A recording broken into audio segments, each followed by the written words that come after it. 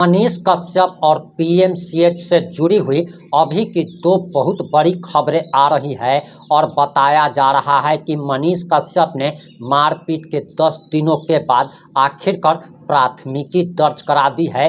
PMCH के गुंडे डॉक्टरों के खिलाफ एफआईआर दर्ज करवा दी गई है। वहीं दूसरी बड़ी खबर आ रही है कि इस मामले में बताया जा रहा कि पीएमसीएच मामले में 8 लोगों को पटना पुलिस ने गिरफ्तार कर लिया है।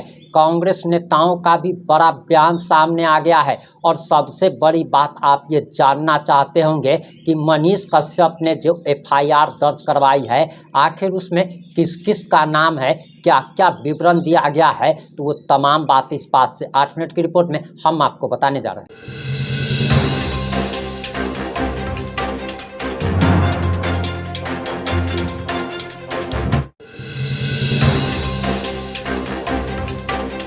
नमस्कार, मैं प्रिंस कुमार सिंह और आप देख रहे हैं पॉजिटिव इंडिया। अगर अभी तक आपने चैनल को सब्सक्राइब नहीं किया है तो खबरों से अपडेट रहने के लिए कृपया चैनल को सब्सक्राइब कर लीजिए और जो लोग भी ऑलरेडी कर चुके हैं उन तमाम लोगों को हृदय धन्यवाद। अब वापस आते हैं अपनी खबर पर और आपको बताते चले कि मनीष कश्यप ने आखिरकार 10 दिनों के बाद एफआईआर दर्ज करवा दी है। 8 लोगों की इसमें गिरफ्तारी हुई है, लेकिन एक बहुत बड़ी खबर और भी आ रही है कि मनीष कश्यप एक बार फिर से पलट गए हैं।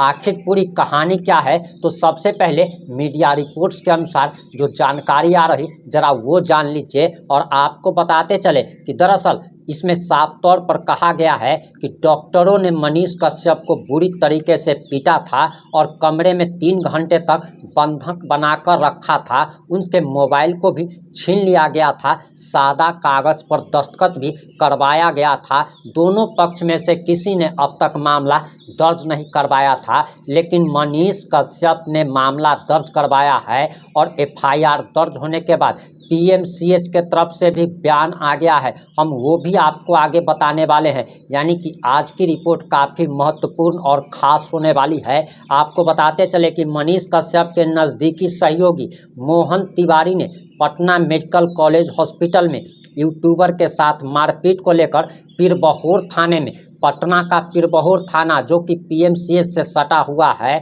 उसमें एफआईआर दर्ज करवाई है और अज्ञात डॉक्टरों और अस्पताल कर्मियों के खिलाफ एफआईआर दर्ज करवाई गई है और पुलिस ने इस मामले में छानबीन भी शुरू कर दी है। अब बताया जा रहा कि मनीष कश्यप को अब न्याय मिल ही जाएगा। मोहन तिवारी ने आरोप लगाया है कि पीएमसीएच के कुछ डॉक्टरों और कर्मचारियों ने मनीष कश्यप के साथ न सिर्फ मारपीट की बल्कि उनको धमकाया भी। इस मामले में बीएनएस की कई सारे खतरनाक धाराएं भी डॉक्टरों के ऊपर लगाई गई है, जिसमें शारीरिक प्रताड़ना और धमकी भी शामिल है। वहीं अस्पताल प्रबंधन की तरफ से यानी कि पीएमसीएच की तरफ से भी बड़ा बयान आ गया है और पीएमसीएच ने बयान जारी कर कहा है कि दरअसल अस्पताल सूत्रों ने कहा कि मामले को बढ़ा चढ़ाकर पेश किया जा रहा है। उनका दावा है कि मनीष कश्यप ने अस्पताल में अशांति फैलाने का प्रयास किया था, जिसके लिए उन्हें रोका गया। उनके साथ किसी भी प्रकार का कोई भी मारपीट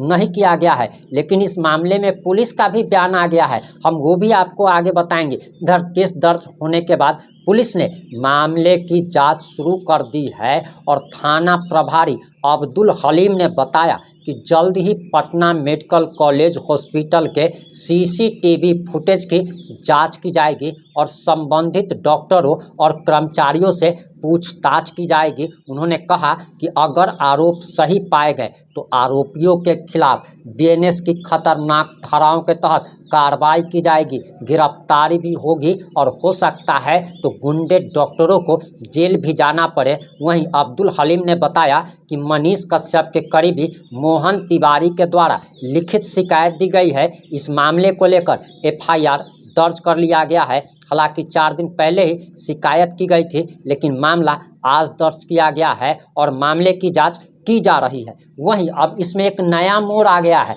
नया मोड़ क्या आ गया है वो भी जरा जान लीजिए कि मनीष कश्यप एक बार फिर से पलट गए हैं और उन्होंने अपने ऑफिशियल सोशल मीडिया पर एक पोस्ट किया है और उस पोस्ट में उन्होंने साफ तौर पर लिखा है कि उन्होंने किसी भी प्रकार का कोई भी एफआईआर दर्ज नहीं करवाया है। यानी कि एक तरफ मनीष कश्यप अपने करीबी के द्वारा एफआईआर दर्ज करवाते हैं, दूसरी तरफ वह कहते हैं कि उन्होंने कोई केस दर्ज नहीं कराया है, तो आखिर इसे क्या कहा जाएगा। वहीं अब सबसे बड़ा सवाल लोग ये भी पूछ रहे हैं कि मनीष कश्यप ने इससे पहले एक बात और कही थी कि मुझे 40 गोलियां मारी गई है, लेकिन बताइए कि जिस पर 40 गोली चलेगा आखिर उसकी स्थिति क्या होगी। लेकिन इसके बावजूद भी मनीष कश्यप ने उस मामले में भी एफआईआर दर्ज नहीं कराई थी। जरा आप ये वीडियो देखिए।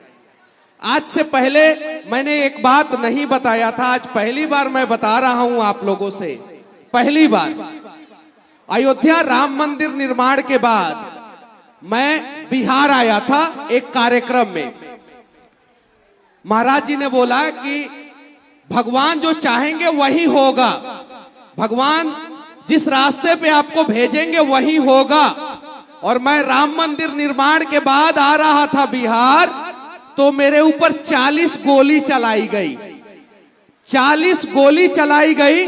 लेकिन मैं 4 लोग था गाड़ी पे, सिर्फ 4 लोग, और हम लोगों का बाल भी बांका नहीं हुआ और मैंने ये बात कहीं किसी को बताई भी नहीं। आपने वीडियो देख लिया।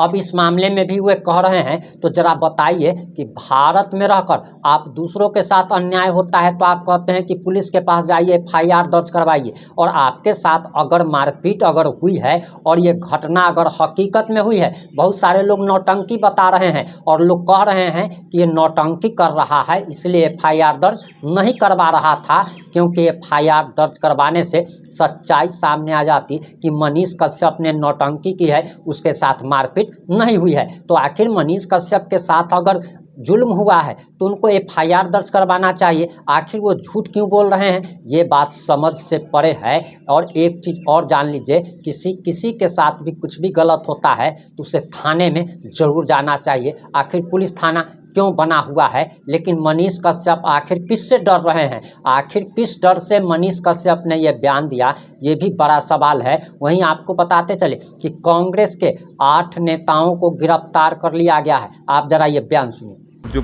अपराधी हैं उनका मनोबल इतना बढ़ चुका है कि उनको लगता है वो कुछ भी कर लें, कुछ भी दुष्कर्म हमारी बहनों के साथ कर लें। जब कार्रवाई की बात होगी, बीजेपी जेडीयू के नेताओं को इनकी सरकार को पैसों के लालच से, पॉलिटिकल प्रेशर से कर हम बच जाएंगे। पर इसके खिलाफ हम आवाज़ उठा रहे हैं कि ऐसा हम सहेंगे नहीं। हमारी आगे किसी भी बहन के साथ बिहार में ऐसा ना हो, इसलिए हम ये आवाज़ उठा रहे हैं और लगातार इस सोई हुई सरकार को कह रहे हैं कि जागिए और ऐसी कार्रवाई कीजिए कि इन अपराधियों को फांसी की सज़ा हो, ऐसा ना हो। बच्चों को निलाने के लिए कहाँ तक जाएंगे आपको? ये लड़ाई तो लंबी चलेगी, क्योंकि जिस तरह से ये ढीठ बीजेपी और जेडीयू वाले हैं, क्योंकि पहली बार लगातार ऐसी बहुत सी वारदातें हमारी बहनों के साथ बिहार में हो रही हैं, तो इन ढीठों को जगाने के लिए, इन ढीठों को सुधारने के लिए लड़ाई लंबी लड़नी पड़ेगी और हम ये लड़ाई लड़ने को तैयार हैं। स्वास्थ्य मंत्री का इस्तीफा मांगते हैं कि नहीं सर आप लोग? बिल्कुल मांगते हैं। ये बीजेपी वाले, जेडीयू वाले बोलते बोलते नहीं थकते थे कि ये दुनिया का सबसे अच्छा हॉस्पिटल है और उस बच्ची का इलाज शुरू होने में 5 मिनट लग गए। मान लो अगर उसका इलाज समय में शुरू होता और उसकी जान बच जाती, तो आज वो इस दुनिया में नहीं है, उसकी जिम्मेदारी कौन लेगा? ये बीजेपी वाले, जेडीयू वाले लेंगे? इस्तीफा लेना चाहिए, मुंह काला करके इनको सड़क में चलाना चाहिए। धोखे पे रखते हैं। और पटना के अस्पतालों का ये हाल है, तो पटना के बाकी डिस्ट्रिक्ट में जो अस्पताल है वहाँ तो 5-5 दिन लग जाते होंगे, इलाज नहीं शुरू होता होगा, तो शर्म की बात है। किस तरीके से 8 नेताओं को पीएमसीएच के डॉक्टरों के खिलाफ आंदोलन करने पर पटना पुलिस ने गिरफ्तार कर लिया है। अब आपकी क्या प्रतिक्रिया है, अपनी प्रतिक्रिया जरूर दीजिएगा। जुड़े रहें हमारे साथ। जय हिंद, जय भारत।